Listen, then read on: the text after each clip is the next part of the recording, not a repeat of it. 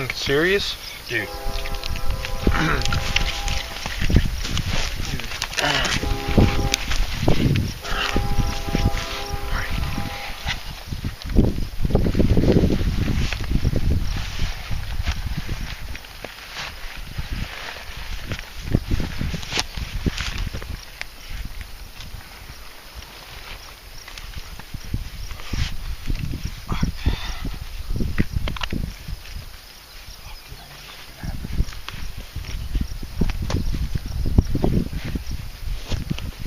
Fucking trains, whatever we want them to do, they do the exact opposite.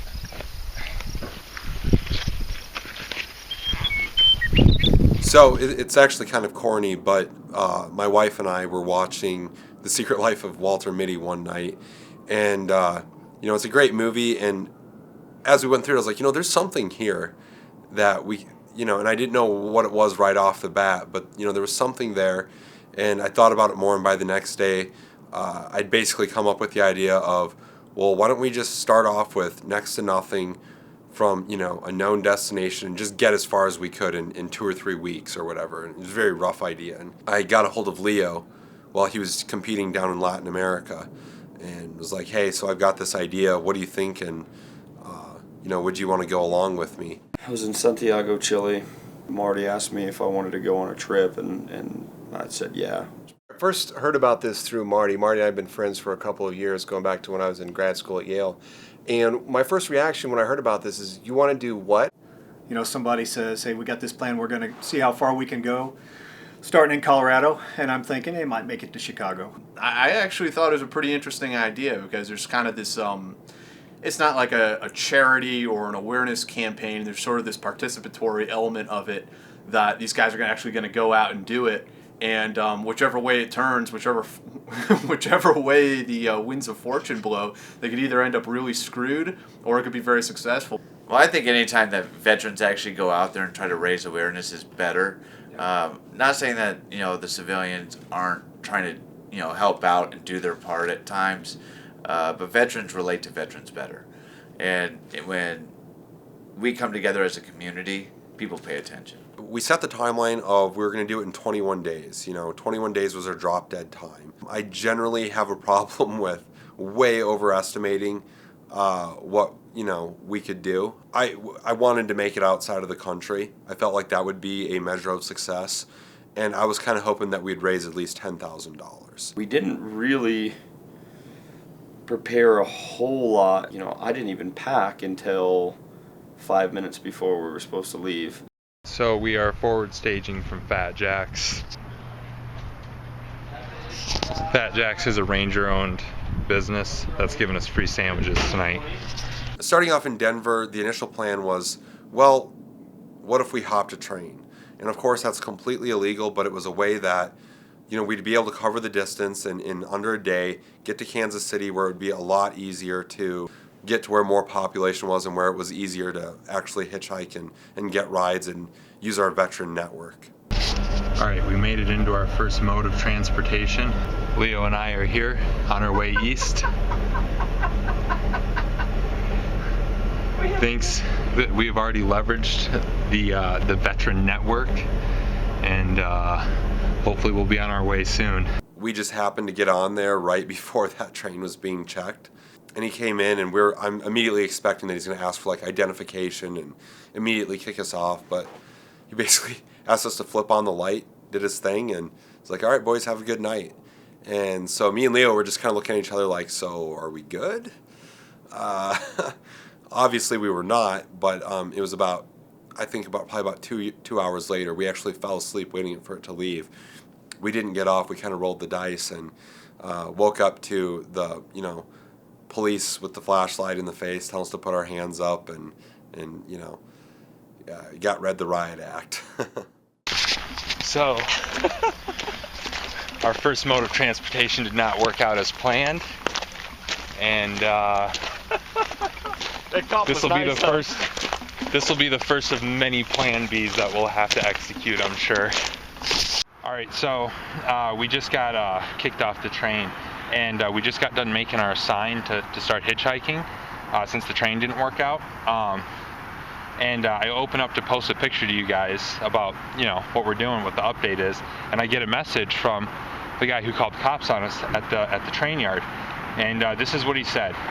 Hey Marty and Leo, I was that guy who called the cops on you after we found you sleeping in one of our locomotives. I want to apologize for being a douche, and after reading an article about what you guys are doing, I just want to apologize for our run-in and say thanks for what you're doing.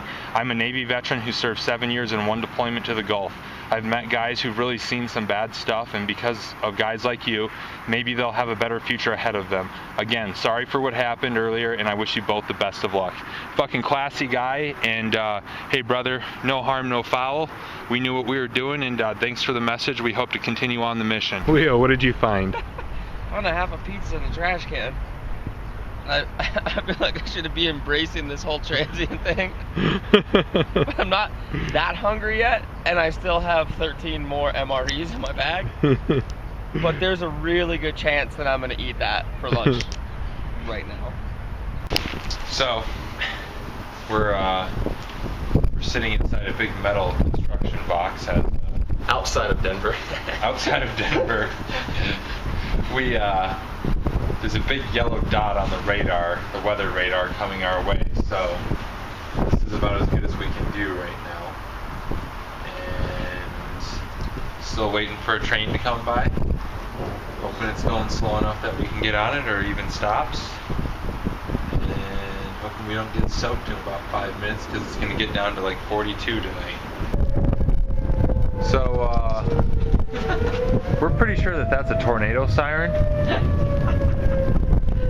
I would like to let you know that that's what we have over our head. Could be bad.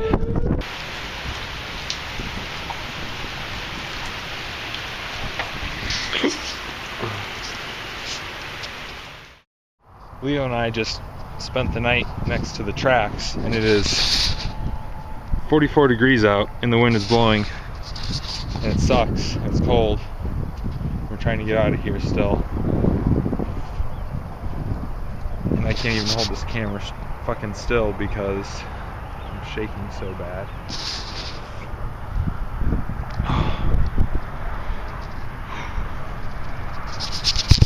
And then finally the sun started getting up, and we packed up our bags and went over to the nearest exit on the interstate there and started thumbing for a ride again. Eventually, we actually got picked up by a former 3rd Ranger Battalion Ranger, and he ended up giving us a ride to just over the Colorado-Kansas state line.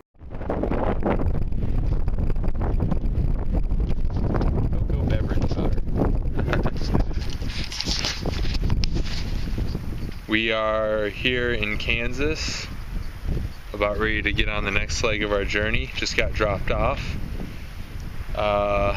Pretty windy out here, and pretty small town. Should hopefully be to Kansas City by tomorrow night or maybe the next morning, and hopefully things will get a little bit easier from there.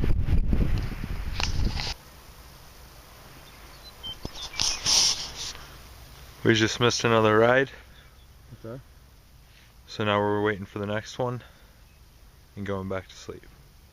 Still in Kansas. Fuck. These fucking trains, whatever we want them to do, they do the exact opposite.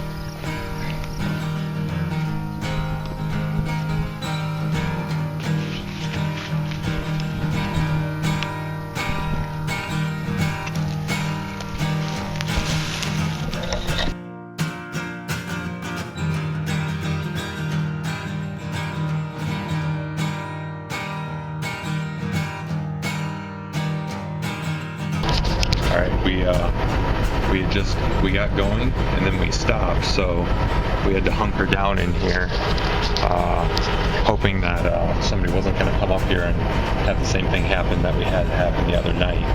So we're rolling again. We hope it starts to pick up speed, and we're out of here.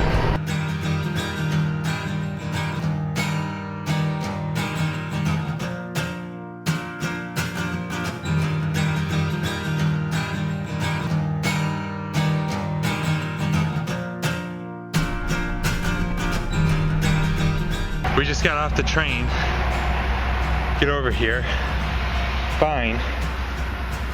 And then I realized I left this camera, my hat, and my glasses on there. So I'd run back on and get them like a fucking idiot. But I got them, and we're back. Go meet up with the Ranger buddy now.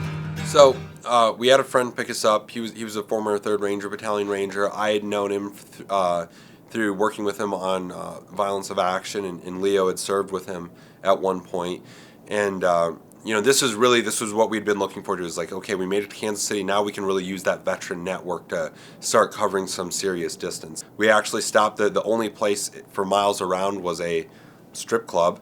And we were absolutely parched, so we went in and got a beer there, which was a very unlikely place to go, that it was just sitting there. But we went in there and got a beer and told the employees what we were doing, and they were very accommodating. And does that sound bad? Very accommodating. Gentlemen's Club is Gentlemen's proper nomenclature. Okay. Gentlemen's Club. Actually, very, very sympathetic and understanding. Yeah, one of the employees actually had a son in ROTC. And was all about what we were doing. And actually some of them donated to our cause, which in that sort of establishment is not, typically the cash flow doesn't go in that direction. So from there we had a drink there. We went into Kansas City, got something to eat, and you know, we went out for a few drinks with him and you know, swapped stories, caught up, you know, with an old friend, and ended up kind of staying out most of the night, basically, because we had our first media engagement of the trip was in Kansas City, and we had to be to the news station by 4:30 in the morning. Tell me how people can follow you along the way and how they can help you. So we're on all the different social media platforms. They're all through Black Site Concepts, Facebook, Twitter, and Instagram. We're using the hashtag Nomadic Veterans. We have some videos we put up on YouTube as well, and people can donate. They can go to athlete.com and just type in Nomadic Veterans, and they can pledge as little as 1 cent a month. So you're also relying on people helping you along the way. Yes. Like breakfast, car rides, whatever it might be. Absolutely. So after the news interview, we were, you know, again, hadn't slept in over 24 hours. He gave us a ride back to his house. And then from there we kind of racked out for a couple of hours. His parents were actually very supportive of what we did and saw us on the local news and everything, and they actually bought us Amtrak tickets to St. Louis. To be honest, I don't think I'd ever really ridden on a train before that coal train, and then the next day being on the Amtrak one, it was quite refreshing. But we took that train to St. Louis, linked up with yet another former 3rd Battalion Ranger who graciously took us in and you know, got us food and pushed us on the next day a little further down the road. Once we saw how much easier it was to travel through the use of our network, we really started to try to recreate that success along the way, getting a hold of, hey, you know, who do we know in the next city to the east? Who do we know here who can help us out? It became a lot easier to move when we stopped trying to do it on our own, and we started relying on our friends to help us out a little bit. To me, I stand and honor this flag today. God bless America, for many of your comrades lost their lives, and you live for this flag. So let's pray. Father, I thank you for your many blessings, for you bringing these men and women home safe from battle, that they may stand tall and say, I was proud to serve my country, the United States of America. Lord, bless them and their families. I have such sweet memories of my dad in my heart today, for he served for me, his little boy, waiting at home for him to return. And the love of a dad who could come home was such a blessing. Bless these families this occasion, as those who have not yet flown to see those wonderful presentations of thank yous in Washington, D.C. Bless them as they travel. Father, again, as we've said, bless this food, and God, bless America. In Jesus' name, amen. May we do the pledge. I pledge allegiance to the flag of the United States of America and to the republic for which it stands, one nation under God, indivisible, with liberty and justice for all. They left Denver, Colorado about 6 days ago. They made a commitment to walk 21 days as far as they could, raising funds for veterans. I've asked them to come up here so that you can see who they are. They were on the news and you'll hear more about them. Yeah. Appreciate what you're doing. So, what did you do in the military, and I when was did you in serve? the Navy. When I went in the Navy, they put me through Cooks and Baker School. Okay. And I didn't like that, so I volunteered for underwater demolition and became an underwater demolition during the Korean War. Oh, no kidding. I spent 3.5 years over there. All of us, when we were there, we had no scuba equipment as well.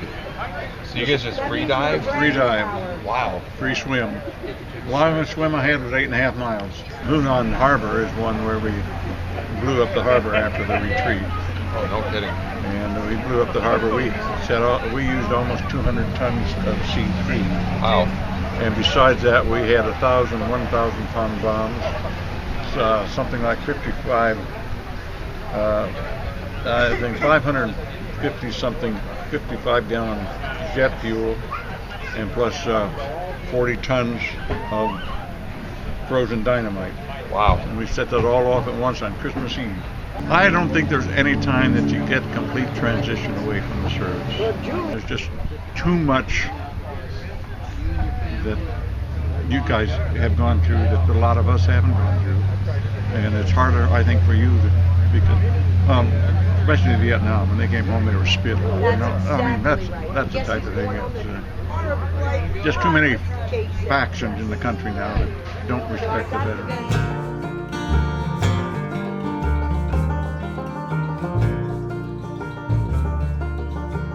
Just south of Cleveland, with a good friend of mine, Matt Vole. Dr. Vole. I know how important that is to you. Absolutely. Matt and I served together as medics in the 75th. I went on to 3rd, obviously, but I think we were in basic training together, combat medic school together, jump school together, Ranger selection back when it was Ranger NDOC together. Spent time at the 75th together. And then we're roommates together after we got out of the military when we were in college. So I've been putting up with his shit for quite a while. Recently just graduated medical school and moved here to Ohio. Really, when I moved to Chicago, the only thing I had in place was a place to live. Wasn't entirely sure how I was going to pay my rent. I've been blessed. I was very lucky. It actually only took me about 2 or 3 weeks from the time that I got out of the military, showed up in Chicago, and got a job. However, I made a very, very poor decision in that when I left the military, I assumed I was the exact same guy that went into the military. And what I quickly figured out was I wasn't. You know, the Ranger culture is not like anything else in the world. And going from that kind of camaraderie, that mentality, that kind of group, you know, just the way that we operate into corporate America is it was a wake-up call. I didn't give myself enough time to just kind of decompress, to just kind of figure out who I was and what I wanted to go do. I was so wrapped around the concern that I wasn't going to be able to pay rent, that I took the first job that I could get my hands on. You know, I got out in the middle of 06, and so people didn't know a lot of vets at that point, especially special ops guys, and so their understanding of what my capabilities were, there was a huge disconnect, and it was kind of painful for both of us, I would say. So that was about the time you decided to go back to school to pursue further education. What was that experience like, going back to college? You already had a college degree. You spent time in the military in a special operations unit, and now here you were taking undergraduate classes again. Yeah, absolutely. Yeah. What was that like? And again, it was frustrating, and it was one of those things where you more or less just had to kind of bite your bite your lower lip and just kind of move on because, I'd already I have two undergrad degrees, and was in the process of trying to go for another master's degree. I knew where I wanted to get in life, things that I wanted to do. I was going to need a master's degree, hence that's why I pursued what I was doing. But having to go back and sit in the classroom again, was another eye-opening scenario. You don't have to have a concrete plan for what you want to go do, but if you have a general idea of something that you would like to get into, be it finance, medicine, banking, any of those kinds of things, there's a ranger doing it, and go find that guy and go ask him and say, look at what did you do to get to where you're at, and I think I would like to pursue it. What are some of the trials and tribulations that you went through, and how can I, what can you tell me, to help me out so I don't have to go through the pain and pitfalls that we all experience. So Matt, the guy that we just stayed with in Canton, Ohio, rented us a car and put this guy in charge of driving us to Pittsburgh. Turn now for what?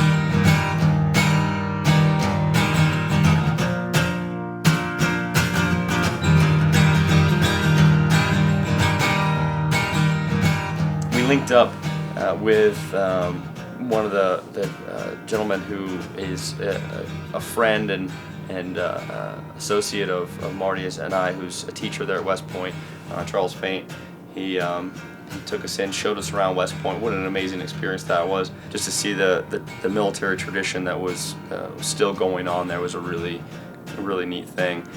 I got to learn so much about what so many veterans are doing for each other in that time. That was a really positive experience. We were then put on a train into New York City, where we had just recently set up a few different radio interviews and a television interview with Andrew Wilco. Veterans shouldn't have to rely on networks to get jobs, but it seems ever since the Vietnam War, and thank you Hollywood for this one, we have turned the returning veteran from somebody we should all respect and admire and want to work with into someone we're afraid of. Yeah, the big problem is, it kind of does go back to media, as well as, I'm a firm believer there are some veterans that propagate that problem as well. But overall, though, the majority of the guys that, first of all, only about 10% of all veterans see combat. So there's no reason for everybody to be out there afraid that, everybody in the military that's ever worn a uniform is, scarred by combat and all this other stuff. That's not the case. And for the guys that have been in combat, most of them are, they're good people. Yeah, they had some different experiences, but is that any different than a firefighter who's, seen some things, or an EMS personnel, police officer? We're not afraid of them. Why would we be afraid of the guys who've gone and defended the country? It doesn't make sense. I'm gonna add to your little pile here, whatever's in my wallet. Okay, let's see. How much do I got? I got there, and a couple singles. Okay, so hopefully that buys a couple of burgers and some beers. I think that's going to help out quite a bit. We definitely appreciate that. It's very, very generous. In between that, Emmett O'Looney's actually hosted us and paid for food, paid for drinks, paid for everything in between the media interviews, and it ended up being a long day. The last interview was actually the David Webb show on his radio show, and he took us out for dinner at a very nice restaurant that two hobos who'd been hopping trains and hitchhiking were not adequately dressed for. We probably smelled up the place, but the food was great, and David sat down and had a great meal with us, and then put us in a car up to where we'd be staying that night, which was Jack Murphy's house. They show up at my apartment at like 2 a.m. I think it took them a while to get up to where I was in Manhattan, and they show up, and I let them in the door, and they look like a couple bums, a couple hobos basically. And so we immediately open up a couple beers and start drinking and telling a bunch of lies about war, as we usually do when we all get together. So, so it was fun to catch up with them in this sort of odd kind of way. But it was great to have them there, and they came in, drank a few beers. I think we went to sleep, and they were gone before I woke up in the morning, off on the next leg of their journey. Someone donated to us 2 tickets on Norwegian Airlines from New York City to Bergen. Going to Norway.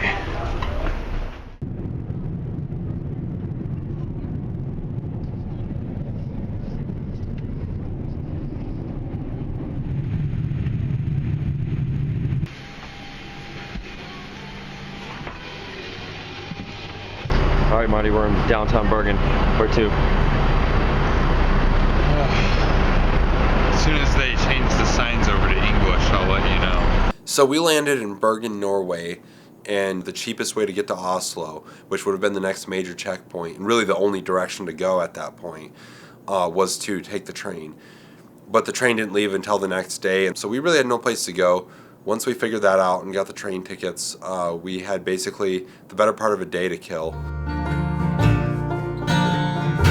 You know, the light in the dark was just heat from our heart. I don't know what you just said, but yeah.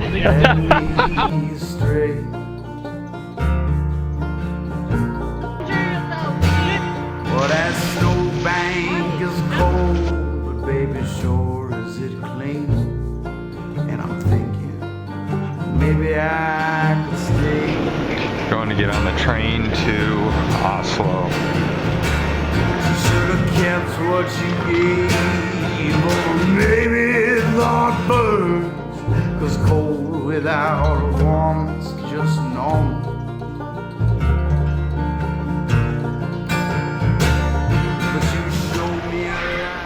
We just got into Oslo from Bergen by train. Now we got to hop on a ferry to get down to Denmark, and hopefully once we get to Denmark or into Copenhagen, it'll be a little bit easier to hitchhike. And we are boarding a ship, because that's how the Nomadic Veterans roll. So, clutch just happened, right? We haven't showered. When was the last time we showered? Today's Sunday, right? I think Charlie's house was the last time I showered. So, was that Wednesday or Thursday? That was... He had to work that day.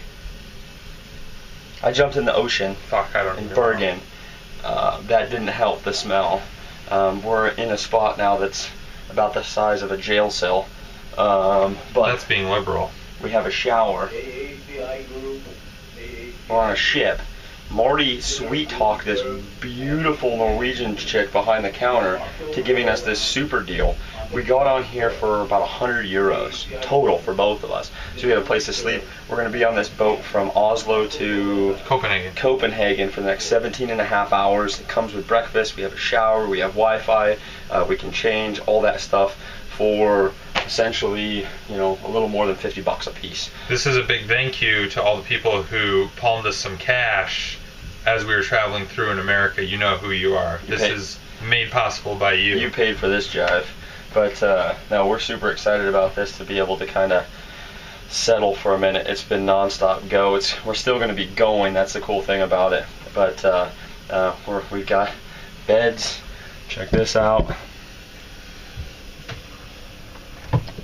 We haven't arm wrestled yet to decide who gets to sleep on top bunk. Alright, but this is, since we left the States, definitely the best accommodations that we've had thus far. And again, it's a little bit larger than a tin can, but we have a bathroom, and more than anything, more important, we have a shower, which is great. I wish this video camera could pick up smell right now.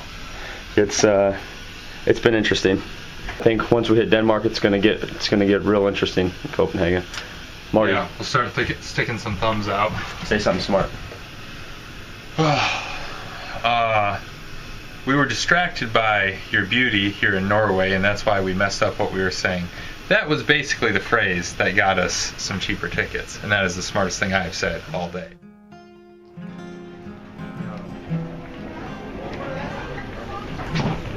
I have no idea if this is the right way to go.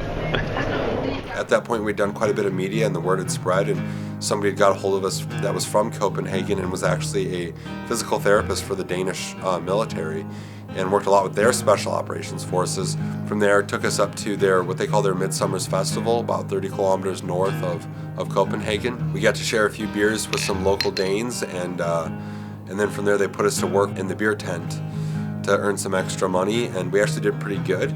It was great to meet with the local people, saw some fireworks, saw some things lit on fire, ate some great food, talked to some great people, and actually ran into a nice American couple that was there working temporarily, and they actually put us up in their house for the night and made us breakfast the next morning. Before we knew it, we were on the train going south into Germany.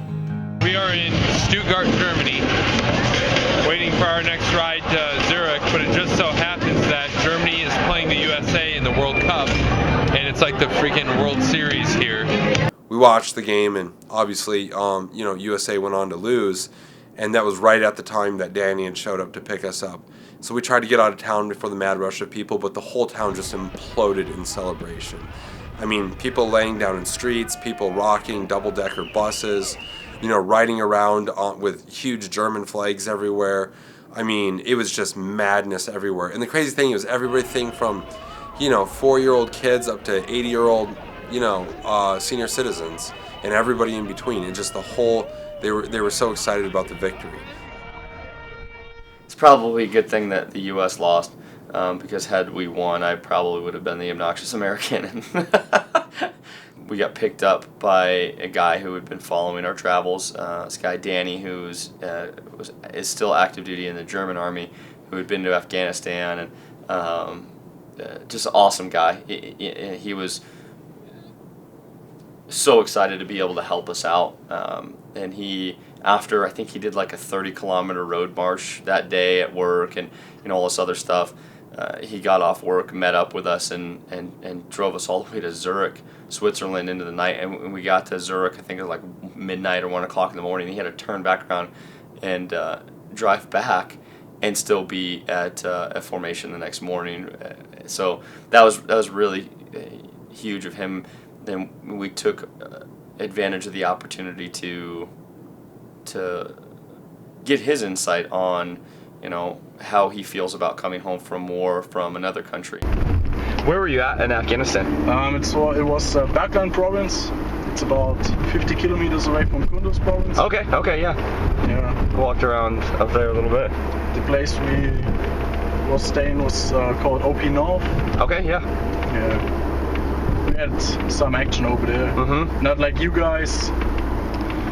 It all depends. Everybody came back safe, but yeah, we saw a lot of shit. Did a lot of shit. Do they, when you, is there a process when you come back from overseas, for your military, do they do any kind of, not like a debriefing, but reintegration? Yeah, anything like that? Do they have something for that? We have that. It's 3 days. You go to safe haven, and the whole platoon went there, and you talk about everything what happened in Afghanistan and stuff. And it's the only chance to scream at your platoon sergeant and stuff without ever something happens. Put it all out on the table? Yeah, definitely, man. That's really good. Yeah, but after that it's fucked up. Yeah, we don't even have that at all. There's really nothing. I remember, I think the most we ever had coming back was from Afghanistan. One of the times I went, and they did a video pretty much don't hit your wife when you get back. No, that's bad. No. But beyond that, it was kind of there was nothing like that. It'd be really good. I mean, 3 days to be able to talk about stuff and kind of get that out there would be, I think, a very positive change for the U.S. military, something they could incorporate. And after that, the German army pays you 4 weeks of rehab. You go to a rehab place with... Is that mandatory? Yeah. Oh, wow. Yeah. You get a lot of massages and do sport, and the only thing fucked up is you only have old wives there and some just older people, man. Yeah. I met one guy, he was 92. What? Yeah, he was in the Waffen-SS back in the days. Oh, wow. And he was like, oh, he was a soldier. Yeah, was in the Second World War, blah, blah, blah. Oh, shit. Yeah, man. Is that weird, talking to somebody like that, where it's now Germany and the U.S. are allies, and then, you talk to somebody like that, it's like literally fought against the Americans, or we fought against them? Or? Actually, he told me that he was young and he just followed the orders and stuff. Yeah. And he said it was bad what happened to the Jewish and stuff, but it was a different time. You know? Yeah. They were. He told me he was on the East Front. He was 16 years old. You know, yeah. Like a little kid. Yeah. It's like different time. Yeah. Just different time.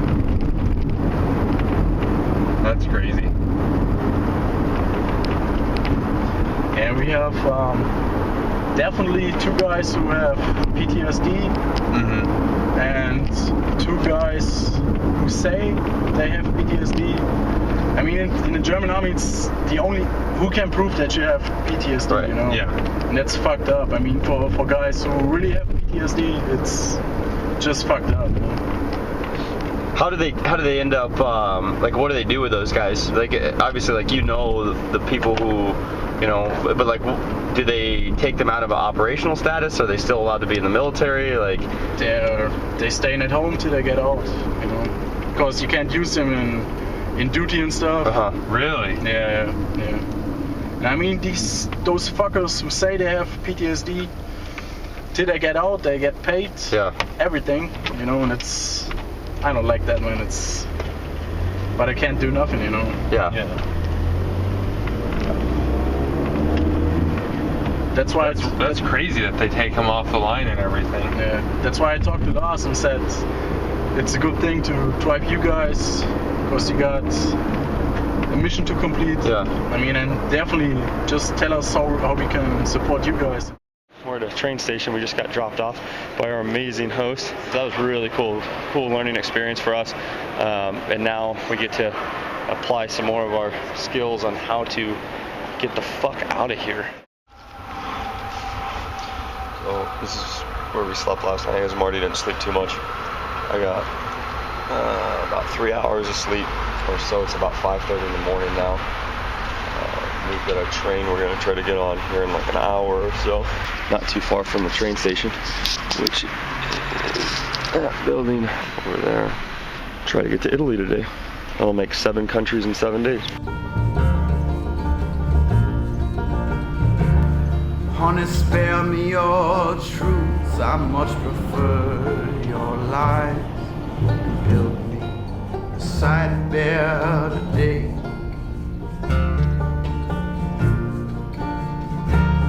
This truth's overplayed just a bit, I would say. And I can't say that I care anymore.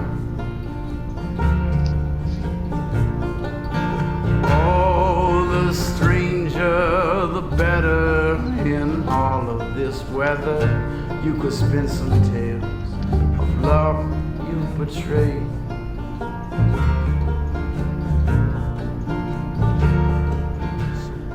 Approaching the last day, and here we are, feeling like the first day at an on-ramp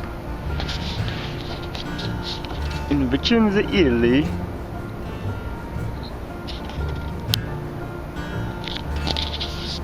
Popping off, cooking an MRE, ratatouille. I hear it's good. Waiting to ride with some Italians. Yeah, used an app, a carpooling app, to get out of Milan. Just went, what, about 3 hours? It's about 200 miles or so. We ended up getting a ride. Gave them a couple of euros for gas and whatnot. They dropped us off here. Now we're waiting. Hopefully somebody will pick us up. What's up, Fiat? So many Fiats. Now, Vicenza, you'd think, would be one of the easiest places for us to move in all of Europe, because there's a major U.S. military installation there. And we actually had a ride lined up, but we're not sure if there was a miscommunication or what, but they never came. Stepping off in a little night movement. It's midnight. Our ride never came. We've been waiting here for about 3 hours, and so now we're going to try to figure out a way how to get actually into the city. We've blocked off 360 degrees with freeways and shit, so we're gonna get a little bit little bit sneaky here. So do a little bit of movement to contact in Italy.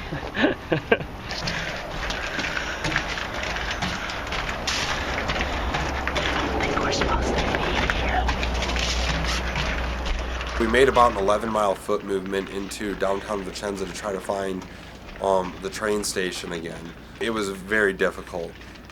We were able to grab a slice of pizza. We'd all but run out of food at that point. There was, prostitution everywhere, so we were having to kind of dodge that everywhere we went. And, I think we were both probably a little bit concerned for our safety, being the time of night it was and everything. Finally made it to the train station at probably 4 o'clock in the morning. Place didn't open until for another 2.5 hours, so we had to go into this park where a bunch of homeless people were sleeping and basically lean up against a tree and try to get a little bit of shut-eye. It was a little before sunup, and we were able to find again some really inexpensive train tickets to into Venice, which it seemed like a great idea. Venice, there's not really much of a way to get out of Venice. That we kind of found out when we got there. It doesn't really, it's not really a hub for too many other places. Very unique city. There's a lot of cities in the world are very similar, but that one was pretty unique. And we ended up meeting a couple of English ladies who helped us out. We told them about what we were doing, and they actually gave us a few more dollars, or euros, I guess, to get another train out of there, because we were pretty much out at that point. We were able to find a train going into Trieste, Italy. By the next morning, we had arrived, and that was pretty much our final day. At that point, we had made it thousands and thousands of miles further than I think most people thought that we were going to. The mission as a whole was a success at that point. We knew that every mile that we could get meant a couple more dollars for GallantFew and in turn for veterans who need that help, and so it wasn't really, there wasn't really even a discussion at that point. We're going to make the foot movement to Slovenia. No exact idea how far that is. Probably at least 15 kilometers. Pretty much been uphill for the last hour or so, and we're not even close to being there yet. So yeah, we're going to be walking probably through the night to get to whatever town there in the country of Slovenia. Our feet are pretty much hamburger. We haven't really slept more than about an hour and a half each night for the last few nights, and even that was outside. I don't know if I'd call that sleeping what we did. Yeah, it was kind of a hour and a half kind of just laying there in the bushes, but regardless, we're pushing on. We're getting pretty close to the end here. That's what you're seeing on the video right now is a pretty unique stride. It's the stride of my fucking ass and balls are probably shaped to the point where the skin's coming off. Yeah, we're definitely the 7th layer pal right now. Imagine getting your inner thighs waxed with every step you take. It's kind of like that. With sandpaper, like 40 grit sandpaper.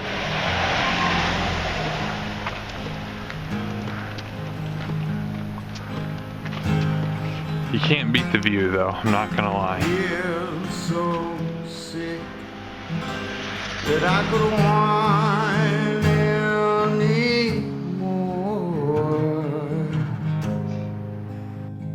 But I guess I will lead until I die.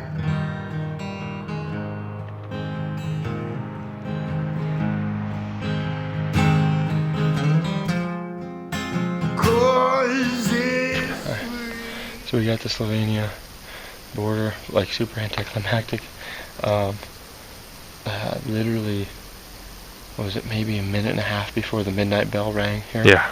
You can see over there in the distance there's the hotel that is not open. We've made it here by our goal of midnight into our 8th country, in 8 days actually, and our 8th country on the trip. But we're going to push down a little further and see if we can't find maybe a place to stay, because the one hotel that we've seen so far in this little town, there's nobody there. So, say what just happened. Which part, dude? There's a lot of things that just happened. No, the whole with the beer thing. We go down to get a beer, and so we wanted to go celebrate, have a drink, across the street, there's a bunch of people. There's like 30 people. It's like midnight. So we walked through 2 other small towns, and there was not. It was dead, completely dead. There was nothing there. And actually, we were walking. These are the midnight bells right now.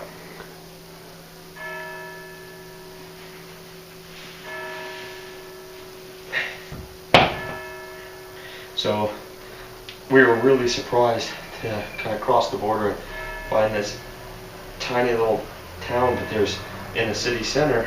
There's a big party going on outside, a bunch of white lights and everything, people drinking. And so we came in, got ourselves an amazing place, the luxury suite, as you can see here. And I talked Marty into going downstairs and getting a beer across the street. And the little old man at the front desk. It's bedtime. He's like, it's bedtime. You guys need to go to bed now because it's late. And he was just like my grandpa.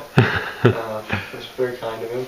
And he gave us a beer and sent us along back to our room. My socks were almost completely soaked with blood and skin peeling off everywhere and bad rashes in places. It was a rough last couple of days, but it was definitely at that feeling, we were able to check how much money we raised, which was, just around $25,000, and, a great sense of accomplishment.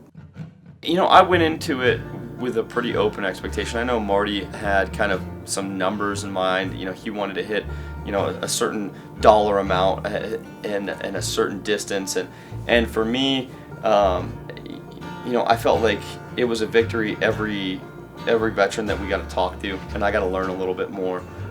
Just from my own personal knowledge, and to be able to take that, but then also civilians and how they responded to that. And I think it was great that the amount of money that we raised and the amount of awareness. That's obviously was the primary, and yeah, I do feel like we accomplished quite a bit in doing so. But on a personal level, the things that I took from that particular trip can't really be measured in miles or dollars. It did a lot for me as a combat veteran, and understanding that there's a lot of people out there that are willing and want to help, and that really want to understand. So I walked away from this experience with a lot of positive self-growth, and a new tattoo. The biggest thing that, in my opinion, that veterans face when they leave active duty is isolation. And that isolation can turn into all kinds of bad things. A lot of us did. I've been off active duty now for over 20 years, but we used to do night land nav and use the old Lensatic compass and try and follow the little luminous dots and go left around one tree and right around another so you can make sure you stayed on azimuth. And if you're a degree or two off at 100 meters, it's not a problem. You're going to find where you're trying to go. But if you stay a degree or two off for 10,000 meters, you're going to be in the wrong grid square and you're not going to find where you need to go. And transition is like that. If we have a veteran that lands back home and they're isolated, it's like being a couple of degrees off azimuth. And if we can pull them into the veteran community within, say, 3 or 6 months, we can pop them back on azimuth and give them a guide that can help them through that process. If they stay on that 2 or 3 degrees off for 5 or 10 years, now you have somebody that's burned through employment, they've burned through savings, they've burned through relationships, and at some point when their significant other says, I'm done, that's when that veteran seriously thinks about eating a bunch of pills or putting a 45 in their mouth. And what is so important for an effort like the Nomadic Veterans is it raises the awareness that veterans are out there, veterans that have already transitioned, that have succeeded on the other side, and they stand ready to help new veterans leaving active duty kind of follow that same path. And you think about, I live in the Dallas-Fort Worth area, and it's, I don't know, like 12 million people. And well, I've lived there for 1.5 years, and I know only the people that I know are through the veteran outreach things that I've done. The nature of neighborhoods now, you don't know your neighbors, you don't know anybody else. And it's very, very difficult to meet people. But when you get plugged into a veteran network that is intentionally organized and focused on caring and helping reintegrate that veteran back into the community, now you have something that's totally different. That's an example of helping them stay on azimuth.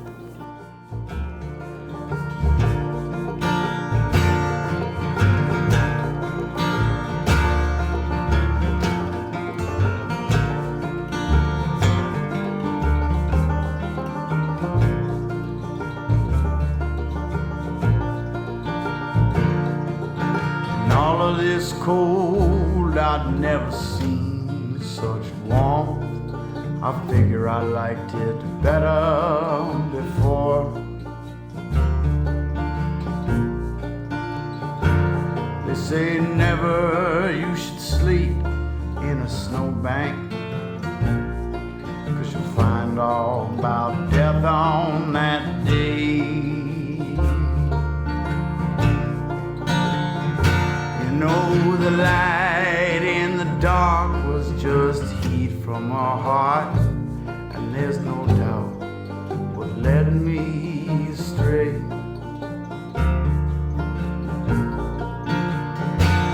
Well, that snowbank is cold, but baby, sure is it clean. And I'm thinking maybe I could stay.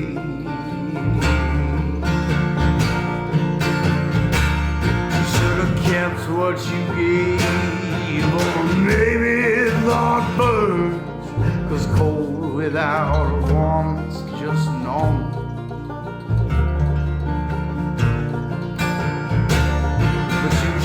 Me a light, then expect that the dark is somewhere now I can stay.